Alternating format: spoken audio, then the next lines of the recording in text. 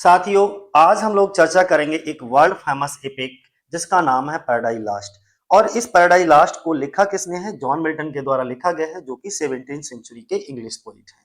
तो चलो शुरुआत कर लेते हैं। हम लोग जैसे जैसे चर्चा करते जाएंगे इसके बारे में बताते जाएंगे। सबसे पहला क्वेश्चन हमारा क्या है? बोला गया है पैराडाइज लास्ट इज आ, ये पैराडाइज लास्ट क्या है? तो ये एक एपिक पोइम है। ठीक है, बी ऑप्शन क्या हो जाएगा हमारा? सही हो जाएगा। दूसरे नंबर का क्वेश्चन है हमारा, बोला गया दी पोइम इज रिटन इन, ये किस में लिखी गई? तो इसको ब्लैंक वर्स में लिखा गया है, ग्रैंड स्टाइल। अगला क्वेश्चन क्या है हमारा, Paradise Lost was written during, ये कब लिखी गई? तो 1658 से 65 के बीच में इसको लिखा गया है। यानी कि जॉन मिल्टन जी ने इसको 1658 में लिखना शुरू करा और 1665 में लिख करके समाप्त कर दिया। और इसके बाद 1667 में इसका फर्स्ट एडिशन जो है वो पब्लिश हुआ, जो कि 10 बुक्स के साथ था। लेकिन इसका जो सेकेंड एडिशन आया, सेकेंड एडिशन में कितनी? 12 पुस्तकें थी, जो कि 1674 में आया था, ध्यान बनाए रखना। और पैराडाइज लास्ट का एक सिक्वल भी आया था, पैराडाइज रीगेंट, जो कि 1671 में आया था, ब्लैंक वर्स में लिखा गया। ये भी कह सकते हो ग्रैंड स्टाइल। ठीक है, इसमें जो है बुक नंबर 7 जो है वो सबसे छोटी बुक होती है और बुक नंबर 9 जो है वो सबसे बड़ी होती है। जो बुक नंबर 7 है उसमें मात्र 640 लाइनें होती हैं और बुक नंबर जो 9 होती है उसमें 1189 लाइन होती है। ठीक है, लास्ट पेज में इन्होंने लिखा है, मास्टरपीस माना जाता है इनका। तो चलो आगे बढ़ते हैं। It was first published in, ये सबसे पहली बार कब पब्लिश हुई थी? तो 1667 में। हमने क्या बताया, इसका फर्स्ट एडिशन कब आया था? 1667 में। ठीक है, और जब ये फर्स्ट एडिशन इसका आया था तब उसमें कितनी पुस्तकें थी? मात्र 10 पुस्तकें थी। और लेकिन जब 1674 में इसका सेकेंड एडिशन आया था तब इसमें कितनी पुस्तकें हो गई थी? 12 पुस्तकें हो गई थी। ठीक है, ध्यान बनाए रखना, कितनी? 12। अगला, the poem is modelled on, ये जो पोइम है वो किसके मॉडल पर आधारित है? मेरे कहने का मतलब यह है, ये काव्य किस पर आधारित है? तो एनीड। ठीक है, अगला क्वेश्चन क्या है हमारा, the central theme of the poem, इस पोइम की सेंट्रल थीम आपको बताना है। तो फॉल ऑफ मैन, यानी कि मनुष्य का पतन इसके अंदर दिखाया जाता है। कौन सा? सी ऑप्शन हमारा हो जाएगा। द पोइम डील्स विद, बोला गया है ये जो पोइम है, यानी कि ये काव्य, इसमें किस चीज को डील किया गया है ये बताना है। यानी कि ये काव्य किस पर आधारित है? तो आदम, जो एडम और ईव होते हैं उनके फाल पर दिखाया जाता है, यानी कि temptation and fall of Adam and Eve. B option हमारा हो जाएगा। ठीक है, एडम और ईव का इसमें क्या पता है? लालच और पतन दिखाया जाता है। अगला क्वेश्चन हमारा क्या है, Milton's purpose in the poem is to, Milton का उद्देश्य क्या है इस पोइम में?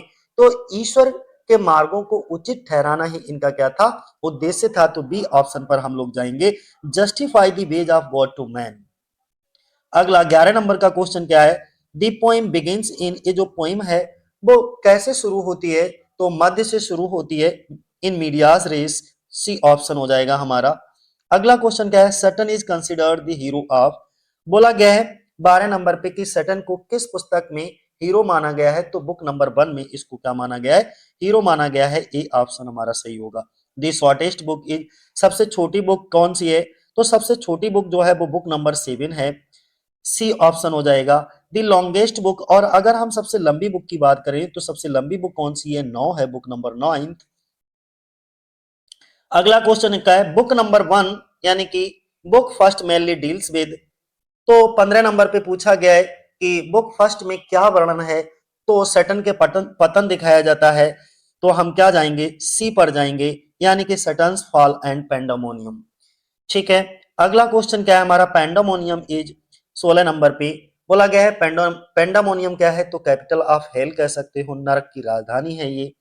Book number 2 describes, book number 2 में क्या चीज डिस्क्राइब, यानी कि किस चीज का वर्णन है? तो दुष्ट आत्माओं की सभा की जाती है इसमें, तो काउंसिल ऑफ इविल स्पिरिट्स। अगला, the gates of hell are guard by, बोला गया है 18 नंबर पे कि नरक के द्वार की रक्षा कौन करता है? तो सिन और डेथ जो है वो नरक के द्वार की रक्षा करते हैं। अगला, बुक नंबर, अगर हम 3 की बात करें तो गॉड सेंट्स, बुक नंबर 3 में ईश्वर किसे भेजता है? तो रफेल को भेजता है। सी ऑप्शन हो जाएगा हमारा। अगला क्वेश्चन है book number 3, Saturn ask directions from, book 3 में सैटर्न रास्ता किससे पूछता है? तो यूरियल से रास्ता पूछता है। बी ऑप्शन होगा हमारा। अगला, बोला गया in book number 4 Satan tempts book number 4 में सैटर्न किसे बहकाता है? तो ईव को बहकाता है। बी ऑप्शन हो जाएगा हमारा। अगला question, in book number 5 Eve tells her dream to, 22 number पे देखो, बुक नंबर 5 में ईव अपना सपना किसे बताती है? तो एडम को बताती है। सी ऑप्शन हो जाएगा हमारा।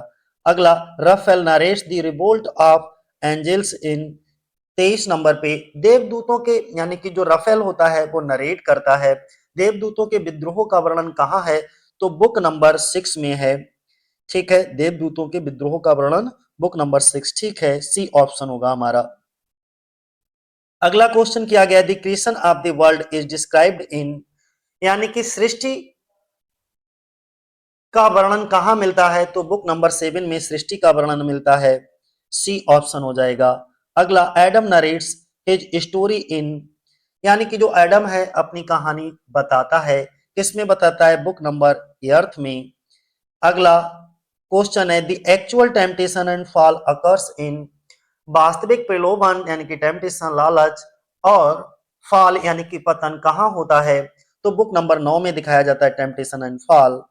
डी ऑप्शन हो जाएगा हमारा। अगला क्वेश्चन है, divine judgement is given in, बोला गया है कि जो डिवाइन जजमेंट है यानी कि दैवीय न्याय कहाँ दिया जाता है? तो बुक नंबर 10 में दिया जाता है। बी ऑप्शन होगा हमारा। Next, Saturn and his followers become, 28 number पे, सैटर्न और उसके अनुयायी क्या बन जाते हैं? तो लास्ट में वो सरपेंट बन जाते हैं, यानी कि सर्प बन जाते हैं। सी ऑप्शन होगा। अगला, Adam and Eve are expelled in, बोला गया है कि Adam and Eve are expelled in, Adam और ईव को कहाँ निकाला जाता है? तो बुक नंबर 11 में एडम एंड ईव को निकाल दिया जाता है। कौन सा? अरे 11 पे लगाने को हम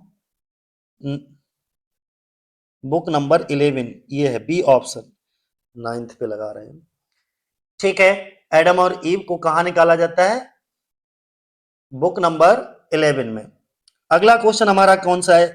the expulsion is carried out by, यानी कि उन्हें बाहर कौन निकालता है?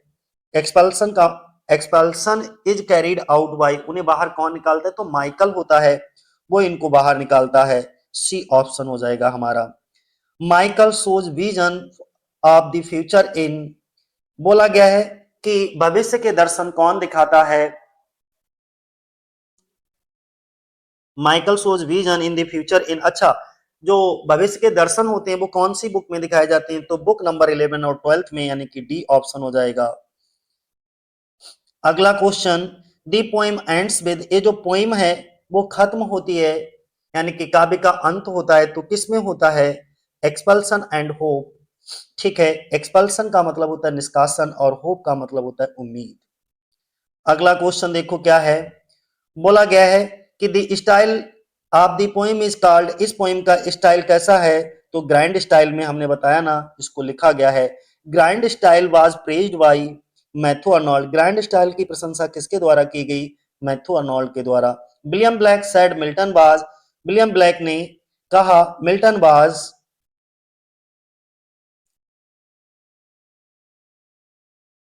आप devil's party without knowing it, C option होगा इसका। कौन सा? सी ऑप्शन। अगला क्वेश्चन है हमारा, जॉन कीट कॉल्ड द पोएम, जॉन कीट कॉल्ड द पोएम, जॉन कीट ने इनकी पोएम को कैसा बोला? जॉन को, इसको भी थोड़ा ठीक कर लो। जॉन कीट called called the poem beautiful and grand curiosity बोला था, तो बी ऑप्शन हो जाएगा हमारा। अगला क्वेश्चन क्या है हमारा, दी पोएम कंटेन्स, इस पोएम के अंदर कितने? ओवर 10,000 लाइन्स, सी ऑप्शन होगा। अगला क्वेश्चन है, the poem was written in, ये पोएम कब लिखेगी? तो लास्ट फेज में लिखेगी, मिल्टन ने last page of Milton's life. ठीक है, सी ऑप्शन हो जाएगा हमारा। अगला 39 नंबर पे क्वेश्चन है, दी पोएम इंक्लूड्स, इस पोएम में बिब्लिकल एंड इपिक, यानी कि biblical story with epic tradition, C option हो जाएगा हमारा। अगला 40 नंबर का पोइम क्या है? The central message of the poem is, इस पोइम का सेंट्रल मैसेज क्या है? Obedience to God and consequences of disobedience. ठीक है, ये इसका क्या है? सेंट्रल मैसेज है। ठीक है, अब हम लोग डिस्कस करेंगे इसके वन लाइनर एग्जाम की पॉइंट्स को जो कि मोस्ट इंपॉर्टेंट हैं। तो चलो शुरुआत कर लेते हैं। पहला वन लाइनर एग्जाम की पॉइंट्स क्या है कि paradise last is an epic poem, और ये किस में लिखी गई है? ब्लैंक वर्स में लिखी गई है। हमने बताया ना कि पैराडाइज लास्ट जो है लिखना कब शुरू करा था? इसको 1658 में लिखना शुरू करा था, 1665 में इसको लिख करके समाप्त कर दिया। और इसका जो फर्स्ट एडिशन आया था वो 1667 में आया था। और तब इसमें टोटल कितनी पुस्तकें थी? 10 पुस्तकें थी फर्स्ट एडिशन में। ठीक है ना, इतनी बातें हमको समझ में आ गई। अब सेकेंड एडिशन इसका कब छपा? तो पैराडाइज लास्ट का सेकेंड एडिशन आया था 1674 में, और उसमें कितनी?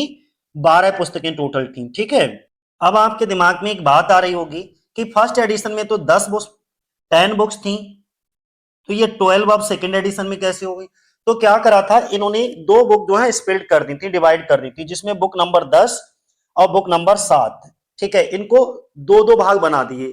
ठीक है, बुक नंबर 10 जो थी उसको भी दो भागों में डिवाइड कर दिया, और बुक नंबर 7 को भी दो भागों में, इसलिए 12 हो गए सेकेंड एडिशन में। ठीक है, तो कोई कंफ्यूजन नहीं है। इसमें किसका मॉडल अपनाया गया? तो इसमें जो मॉडल अपनाया गया वो वर्जिल्स एनीड। ठीक है, 6 नंबर का क्वेश्चन हो जाएगा, ध्यान बनाए रखना। ये वर्जिल की एनीड पर आधारित है। किस पर आधारित है? वर्जिल की एनीड पर। अगला, दी पोइम कंटेन्स ओवर 10,000 लाइन, यानी कि इसमें 10,000 से अधिक पंक्तियां हैं। It was रिटिन in the last phase of Milton's life, ये मिल्टन के जीवन के अंतिम चरणों में लिखी गई, यानी कि लास्ट फेज में लिखी गई। और इसके अंदर 9 नंबर पे बोला गया the central theme is the fall of man. अगर हम इसके सेंट्रल थीम की बात करें तो इसमें क्या होता है? मनुष्य का पतन दिखाया जाता है। It deals with the temptation of Adam and ewe, और इसमें एक चीज और दिखाई जाती है कि एडम और ईव का प्रलोभन दिखाया जाता है। It shows the expulsion from the garden of Eden, इसमें गार्डन ऑफ ईडन से निष्कासन दिखाया गया है। 12 नंबर पे Milton's aim to justify the ways of God to man, Milton का उद्देश्य ईश्वर के मार्गों को मनुष्य के सामने उचित ठहराना था। 13 नंबर का पॉइंट है the poem begins in medias res, medias res का मतलब होता है in the middle of action. अगला, Satan is considered the hero of book first, Satan को बुक फर्स्ट का हीरो माना जाता है। 15 नंबर का पॉइंट है Satan rebels against God and wages war in heaven, Satan ईश्वर के विरुद्ध विद्रोह करता है और स्वर्ग में युद्ध करता है। पेंडामोनियम जो है वो नरक की राजधानी है, कैपिटल ऑफ हेल है। सबसे छोटी बुक कौन सी है? बुक नंबर 7 है, जिसमें टोटल कितनी लाइनें हैं? 640 लाइनें हैं। लॉन्गेस्ट बुक कौन सी है? बुक नंबर 9 है, जिसमें 1189 लाइनें हैं। अगला, this poem is divided into, A poem जो है डिवाइड की गई कितने? दिस पोइम इज डिवाइडेड, ये जो पोइम है वो कितनी? कंप्लीट पोइम 12 बुक्स में है। अगला, it includes autobiographical passages, most important है। ठीक है, ये बिल्कुल नहीं भूलना है आपको, इसमें इनके कुछ ऑटोबायोग्राफिकल अंश भी मिलते हैं। ठीक है, 21 नंबर का है the style of the poem is called grand style, यानी कि इसमें मिल्टन ने जो शैली अपनाई है वो ग्रैंड स्टाइल। अगला, the grand style was praised by Matthew Arnold, इस शैली की प्रशंसा मैथ्यू अर्नोल्ड ने की थी। अगला, जॉन कीट cards called it a beautiful and grand curiosity, most important है। जॉन कीट ने भी, सॉरी, मैथ्यू अर्नोल्ड ने भी इनके शैली की प्रशंसा की थी। ठीक है, और जॉन कीट ने जो है क्या कहा इस बुक को? इनका ब्यूटीफुल और ग्रैंड क्यूरियोसिटी बोला। और इसमें एक थे विलियम ब्लैक, अगर हम विलियम ब्लैक की बात करें तो विलियम ब्लैक ने मिल्टन को क्या बोला कि without knowing of the devil's party. तो और इसको तो मैं कई बार बता भी चुका हूं, तो इसे बार बार बताने की जरूरत नहीं है। अनजाने में ही विलियम ब्लैक ने क्या करा कि डेविल को जो है वो हीरो बना दिया। ऐसा कमेंट किसने किया था? विलियम ब्लैक ने, विलियम ब्लैक ने। अगला क्वेश्चन क्या है? थोड़ा बुक वाइज, यानी कि 1 से लेकर 12 बुक हैं, तो बुक वाइज थोड़े एग्जाम पॉइंट दे रखे हैं, जरा देख लीजिएगा। पहली बुक में क्या दिखाया जाता है? जो बुक नंबर फर्स्ट है इसमें सैटर्न्स फॉल दिखाया जाता है और पेंडामोनियम दिखाया जाता है। ठीक है, इन्वोकेशन, इन्वोकेशन क्या होता है? देवी का आह्वान होता है। सैटर्न का पतन दिखाया जाता है और पेंडामोनियम ये फर्स्ट बुक में होता है। दूसरी बुक में क्या होता है? अगर हम दूसरी बुक की बात करें, बुक नंबर 2 की, तो council of devils gates guard by sin and death, दानवों की सभा होती है और जो द्वार होता है उस द्वार की रक्षा जो है सिन और देथ करते हैं, ठीक है। बुक नंबर 3 में क्या होता है, God send Raphael Satan meets Uriel ईश्वर जो है वो रफेल को भेजता है, और उसी समय इसमें एक और चर्चा होती है कि सैटर्न की मुलाकात किससे होती है, यूरियल से होती है। बुक नंबर 4 में क्या होता है, सैटर्न टेम्प्ट्स ईव इन ड्रीम, ठीक है, इज अरेस्टेड एंड फ्रीड। बोला गया है कि सैटर्न ईव को अपने ईव को सपने में बहकाता है, पकड़ा जाता है और बाद में इसको छोड़ दिया जाता है। ये थोड़ा शॉर्ट में बहुत बता रहे हैं, आपने सब पढ़ रखा है तो ये रिवीजन टाइप का है, ठीक है, क्योंकि इस समय सब रिवीजन ही चल रहा है, डिटेल से कुछ भी नहीं पढ़ा रहे। बुक नंबर 5 में हम क्या बात करते हैं, ईव नरेश ड्रीम। जो ईव होती है वो अपना सपना बताती है, राफेल विद्रोह की कथा बताता है। जो राफेल होता है वो एक्सप्लेन करता है कि कैसे करके एंजल्स ने वो है रिवोल्ट कर दिया। बुक नंबर अगर हम 6 में बात करें तो story of war in haven, यानी कि स्वर्ग में युद्ध का वर्णन। अगला बुक नंबर 7 में क्या होता है, क्रिएशन ऑफ द वर्ल्ड, सृष्टि की रचना होती है। बुक नंबर 8 में क्या होता है, एडम अपनी कहानी बताता है, एडम नरेट्स हिज स्टोरी। अगला क्वेश्चन क्या है, बुक नंबर 9 में क्या है, temptation and fall of Adam and ewe, ठीक है। बुक नंबर 9 में एडम और ईव का प्रलोभन और उनका पतन दिखाया जाता है। बुक नंबर 10 में क्या होता है, divine judgement, Satan became serpent, दैवीय न्याय होता है और सटन बाद में क्या बन जाता है, सैटन जो होता है वो सर्प बन जाता है। बुक नंबर 11 में क्या होता है, माइकल द्वारा स्वर्ग से निष्कासन कर दिया जाता है, यानी कि एक्सपल्सन दिखाया जाता है एडम और ईव का, उन्हें पैराडाइज से निकाल दिया जाता है, किसके द्वारा, माइकल के द्वारा। और बुक नंबर 12 में क्या होता है, फ्यूचर रिडेप्शन एंड होप, यानी कि भविष्य में आपको मोक्ष और आशा, यानी कि ऐसी उम्मीद बधाई जाती है, ठीक है। अब आगे कुछ इसके कोर थीम्स हैं जिन पर कभी कभी क्या होता है क्वेश्चन पूछ लिए जाते हैं, और ये कुछ थीम्स ये हैं कि the poem emphasises obedience and disobedience. ये जो पोइम है ना वो किस चीज पर बहुत ज्यादा बल देती है, तो ओबीडियंस का मतलब होता है आज्ञा मानने वाला, और डिसओबीडियंस का मतलब होता है अवज्ञा, यानी कि जो आज्ञा का पालन ना करे, विद्रोह कर दे, तो उसी पर आधारित है, ठीक है। It shows the consequences of sin, और इसमें एक चीज और दर्शाती है ये पोइम कि पाप के परिणाम क्या होंगे, कॉन्सिक्वेंसेस क्या होंगे जो आपने सिन किए हैं, पाप किए हैं। और इसमें एक चीज और हाईलाइट की जाती है कि free will and divine justice, यानी कि स्वतंत्र इच्छा और दैवीय न्याय दिखाया गया है।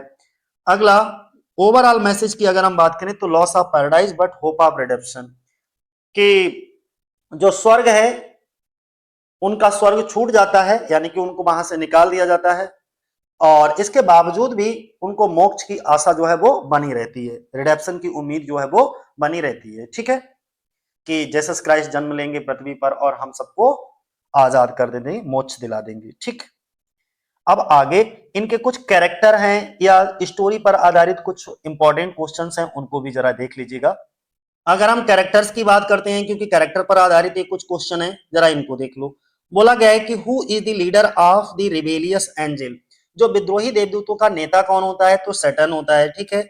अगला क्वेश्चन हमारा क्या है, Satan is the originator of, Satan जो है वो किसका जनक माना जाता है, तो सिन, यानी कि पाप का ऑरिजिनेटर ऑफ सिन। अगला Satan's main mission is to, Satan का जो है मुख्य उद्देश्य क्या है, तो एडम और ईव को बहकाना उसका क्या था, मुख्य उद्देश्य था, तो टेम्प्ट, बहकाना एडम और ईव को।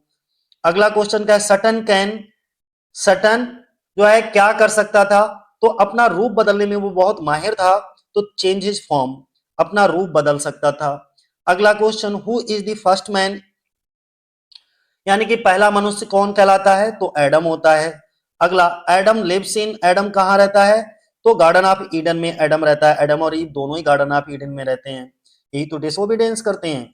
अगला, एडम फॉल्स बिकॉज, एडम का पतन कैसे होता है, तो एडम के पतन का कारण होता है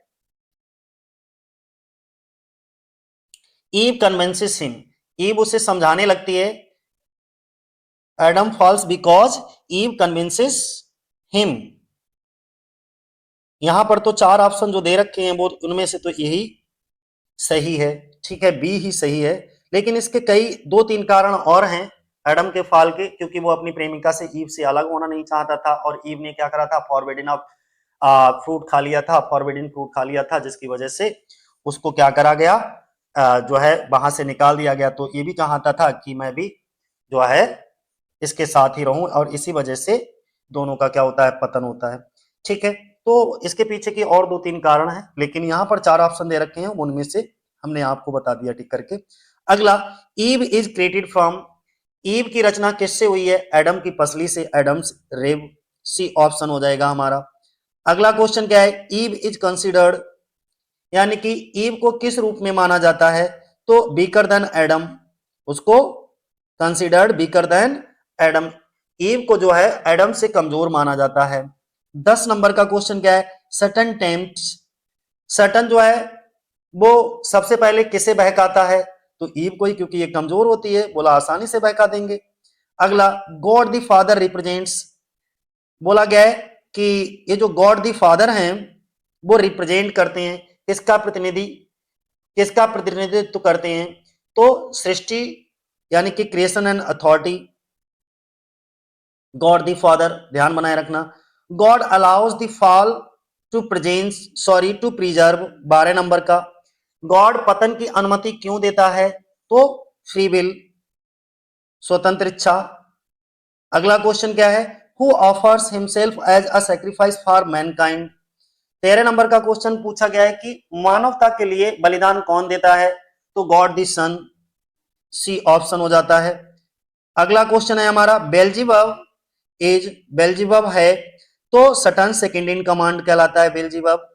अगला क्वेश्चन क्या है हमारा, बेल्जीबब सजेस्ट, बेल्जीबब किस चीज को सजेस्ट करता है, तो बेल्जीबब जो है वो सुझाव देता है पृथ्वी की खोज की, यानी कि एक्सप्लोरिंग अर्थ। बेलियल रिप्रेजेंट्स, ये जो बेलियल होता है ये किसका प्रतीक है, तो आलस्य का, यानी कि स्लॉथ, स्लॉथ एंड लेजीनेस, तो बी ऑप्शन हो जाएगा हमारा। मैमन इज एसोसिएटेड विद, ये जो मैमन है वो किससे जुड़ा होता है, तो धन से, वेल्थ, बी ऑप्शन हो जाएगा। अगला क्वेश्चन है, मैमन सजेस्ट, मैमन किस चीज को सजेस्ट करता है, तो मैमन क्या सुझाव देता है इसमें, नरक के सुधारने का सुझाव देता है, इंप्रूविंग हेल्थ। अगला क्वेश्चन, मुल्सीवर बुल्स, 19 नंबर पे इंपॉर्टेंट है, मुल्सीवर क्या बनाता है, तो पेंडामोनियम। क्वेश्चन ऐसे भी होता है, पेंडामोनियम किसने बनाया, तो मुल्सीवर ने बनाया। अगला, मलोच सपोर्ट, मलोच किसका समर्थन करता है, युद्ध का, बी ऑप्शन। अगला क्वेश्चन है, सिन इज, सिन कौन है, सटन्स डॉटर। अगला, सिन गार्ड, सिन जो है वो कहां पहरा देती है, नरक के द्वार पर, गेट्स ऑफ हेल। अगला, डेथ इज, डेथ कौन है, ये सन, सटन सन दिखाया जाता है, बी ऑप्शन हो जाएगा, सटन का जो है पुत्र होता है डेथ। अगला क्वेश्चन है, गैब्रियल इज, गैब्रियल है तो ये गैब्रियल कौन दिखाया जाता है, ये रक्षक देवदूत है, ठीक है, एडन का रक्षक देवदूत, तो arch angel guarding Eden, guarding Eden garden के। अगला, Raphael, Raphael's role is to, 25 number पे बोला है राफेल की भूमिका क्या है, तो चेतावनी देना, यानी कि एडम को वो चेतावनी देता है, बॉर्न एडम। अगला, यूरियल एज, इसमें जो यूरियल है वो क्या है, गार्जियन ऑफ अर्थ, पृथ्वी का रक्षक दिखाया जाता है, संरक्षक। अगला, एबडियल रिप्रेजेंट्स, इसमें एक एबडियल होता है वो किसका प्रतीक है, तो निष्ठा का दिखाया जाता है, यानी कि repentance and loyalty, B of C option. अगला क्वेश्चन, माइकल एज, माइकल कौन है, तो ये मुख्य देवदूत दिखाया जाता है, चीफ आर्कएंजल होता है, बी ऑप्शन हो जाएगा। माइकल्स रोल इंक्लूड्स, माइकल की भूमिका क्या है, तो लड़ना और मार्गदर्शन करना, यानी कि fighting Saturn and guiding Adam, तो सैटर्न से लड़ाई लड़ना और एडम को मार्गदर्शन देना। अगला क्वेश्चन है, who expels Adam and Eve from paradise, Adam और ईव को स्वर्ग से कौन निकालता है, तो माइकल निकालता है, सी ऑप्शन हो जाएगा हमारा। अगला, ये कुछ इंपॉर्टेंट लाइनें हैं जिनको आपको ध्यान बनाए रखना, better to reign in hell than serve in heaven, ये किसने कहा, ये सटन के द्वारा बोला जाता है। अगली लाइन है हमारी कि the mind is its own place, ये किसके द्वारा, पावर ऑफ माइंड, सजेस्ट, किस चीज को सजेस्ट करता है, क्या दर्शाता है? तो मन की शक्ति को दर्शाती है ये लाइन। अगला क्वेश्चन क्या है हमारा? All is not lost expresses, ये क्या व्यक्त करता है? तो उम्मीद व्यक्त करता है। इस लाइन से आपको होप नजर आएगी, होप एंड डिटर्मिनेशन। ये सब कुछ अभी नष्ट नहीं हुआ है, अभी बहुत कुछ बाकी है। अगला, to do ill our sole delight, ये किस चीज को शो करता है? तो एविल नेचर को शो करता है। ठीक है, क्या दर्शाता है? बुरी प्रवृत्ति को, एविल नेचर ऑफ डेविल्स। अगला बोला गया है for solitude sometime the best society, यानी कि कभी कभी जो है एकांत जो है वो सबसे अच्छी सोसाइटी है। तो ये कौन सी बुक में कहा गया, कहां आता है? तो बुक नंबर 11 में, सी ऑप्शन। ठीक है, अब इसके कुछ वन लाइनर एग्जाम की पॉइंट्स देख लो। बोला गया है सबसे पहले कि Saturn is the leader of the rebellious angel, Saturn जो है वो विद्रोही देवदूतों का नेता दिखाया जाता है इसमें। Saturn is the originator of sin and disobedience, बोला गया है कि सैटर्न पाप और अवज्ञा का जनक है, इसी ने डिसओबीडियंस किया था गॉड का, और यही सिन का ऑरिजिनेटर भी दिखाया जाता है। तीसरा number, Satan's main aim is tempt Adam and Eve, उसका जो सैटर्न होता है उसका मुख्य उद्देश्य एडम और ईव को बहकाना है। चौथा point, Saturn can change his form, shape shifter है वो। ठीक है, सैटर्न अपना रूप बदल सकता है। अगला question, Saturn symbolizes pride ambition and rebellious, Saturn जो है वो अहंकार, महत्वाकांक्षा और विद्रोह का प्रतीक है। Adam is the first man and father of Mankind, Adam जो है वो पहला व्यक्ति है और फादर ऑफ मैनकाइंड यानी कि मानव जाति का पिता कहलाता है। अगला 7वें नंबर का पॉइंट है, Adam is obedient but fall due to evil's influence, बोला गया कि एडम आज्ञाकारी तो था लेकिन ईव के इन्फ्लुएंस में, ईव के प्रभाव में उसका पतन हो जाता है। अगला question, Adam represents reason and responsibility, Adam जो है वो तर्क और जिम्मेदारी का भी प्रतीक दिखाया जाता है। Eve is the first women created from Adam's rib, Eve सौंदर्य और भावनात्मक स्वभाव का प्रतिनिधित्व करती है, लेकिन ईव जो है वो पहली वुमेन है, पहली स्त्री है जो एडम की पसली से बनाई गई है। 10 नंबर का, Eve is more vulnerable and temptation, Eve जो है वो प्रलोभन के प्रति अधिक संवेदनशील है, बहुत जल्दी लालची है, लालच आ जाता है इसके मन में। अगला, Eve represents beauty and emotional nature, Eve जो है सौंदर्य और इमोशनल नेचर यानी कि भावनात्मक स्वभाव का प्रतिनिधित्व करती है इसमें। 12 नंबर का पॉइंट है, God the father is the creator of the universe, जो गॉड द फादर हैं वो सृष्टि के रचयिता हैं। 13 नंबर का पॉइंट है, he allows the fall to preserve free will, वह स्वतंत्र इच्छा यानी कि फ्री विल को बनाए रखने के लिए पतन की अनुमति दे देते हैं गॉड द फादर। 14 नंबर का है कि गॉड द सन जो कि जेसस क्रिस्ट होते हैं, ऑफर्स सैक्रिफाइस फॉर मैनकाइंड सिन, यानी कि गॉड द सन जिनका जो बाद में जेसस क्राइस्ट बनते हैं, मानवता के पापों के लिए बलिदान देते हैं। अगला, the son represents mercy and redemption, बोला गया है कि वह दया यानी कि मर्सी और रिडेम्पशन यानी कि मोक्ष का प्रतीक है। कौन? God the sun. 16 नंबर का, Beelzebub is Satan's chief supporter and adviser, इसीलिए तो इसको सेकंड इन कमांड कहा जाता है। अगला 17 नंबर का पॉइंट है, it suggest exploring earth to correct mankind, तो बेल्जेबब सैटर्न का मुख्य सहायक और सलाहकार तो हो ही गया। अब अगला पॉइंट जो बताया गया वो ये बताया गया कि वह पृथ्वी की खोज कर मानव को भ्रष्ट करने का सुझाव देता है। कौन? बेल्जेबब ही सुझाव देता है कि पृथ्वी की खोज करो और मानव को करप्ट कर दो। अगला, Belial represents sloth and false reasoning, Belial आलस्य और झूठे तर्क का प्रतीक दिखाया जाता है। Mammon symbolises greed and materialism, Mammon जो है वो लालच और भौतिकवाद का प्रतीक है। Mammon prefers improving hell over war, Mammon युद्ध के बजाय नर्क को सुधारने का पक्षधर है।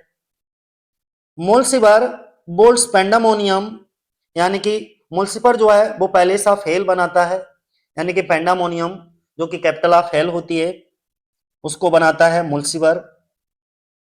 मलोच रिप्रेजेंट्स वायलेंस एंड सपोर्ट्स वार, मलोच जो है वो हिंसा का प्रतीक दिखाया जाता है और युद्ध का समर्थन करता है।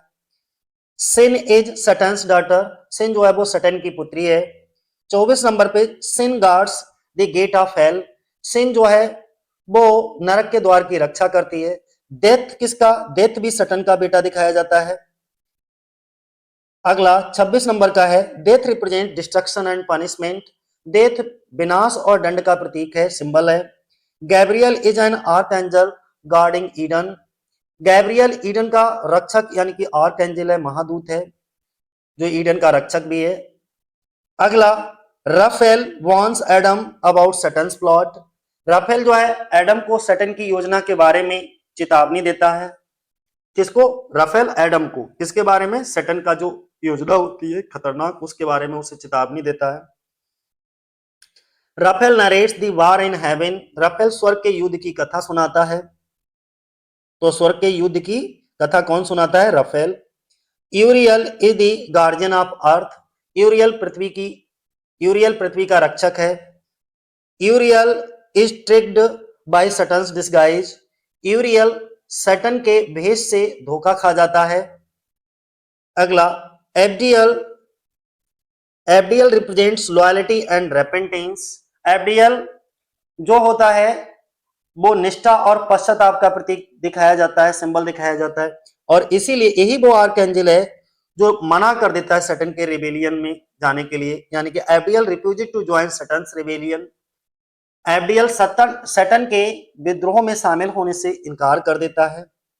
34 नंबर पे Michael is the chief archangel, Michael जो है वो मुख्य आर्कएंजल होता है यानी कि मुख्य देवदूत होता है। 35 नंबर का देखो क्या है, 35 नंबर पे बोला गया है Michael leads the war against Satan, Michael जो है वो सटन के विरुद्ध युद्ध का नेतृत्व करता है। 36 नंबर पे Michael expels Adam and Eve from paradise, Michael ही है जो एडम और ईव को स्वर्ग से बाहर निकाल देता है। 37 नंबर का Michael shows future vision of mankind, Michael मानव जाति का भविष्य दिखाता है। अगला 38 नंबर पे the devils represent corrupt human qualities, जो डेविल होते हैं वो मानव के बुरे गुणों का प्रतिनिधित्व करते हैं। अगला question the archangels represent virtue obedience and faith, और इसमें जो देवदूत हैं वो सद्गुण, आज्ञा पालन और आस्था का प्रतीक है, उसका प्रतिनिधित्व करते हैं। अगर हम इसके ओवरऑल मैसेज की बात करें तो good versus evil and moral choices, यानी कि अच्छाई वर्सेस बुराई और नैतिक चुनाव, इन सब के बीच में ये पूरी कहानी चलती रहती है। तो आज के लिए इतना ही दोस्तों।